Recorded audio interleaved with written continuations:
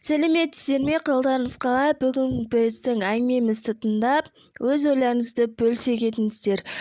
Бір түйір қан. Сауық құрып түзеп оралғанда шешем маған жұлқыланып, қасқырға қарындасың емес, сені тастауым керек еді, деді. Тым түсінбедім. Анам көз жасын алып баяндады. 30-шы жылдары қалың ашаршылық заманға төпеп бердім. Қалың қар жауып тұр. Біз жалғыз жүріп келеміз. Жұртшылықты сезінбеу үшін кеме бастағы Құманбек жезденің үйіне шыққан едік. Сен де ашсың, емшектегі қарындасың да аш.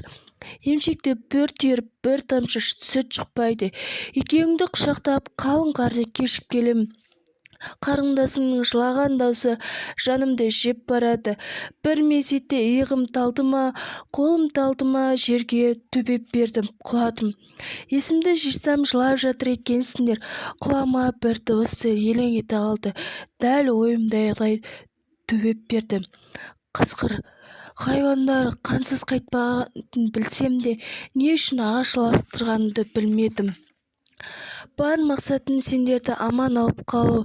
Дереу шешім қабылдау керек болды. Әкеңнің ізін ұрпағы қалсын деп қарындасыңды қарадым да сені көтеріп кете бардым. Қасқырға таланып жатқан қарындасыңның даусын әлі күнге дейін ұмытқаным жоқ. Сен мұны білмейсің, деп аяқтады анашым әңгімесін. Қазір бәрін қойып қарындасым үшін дұға тілекте бағыштадым.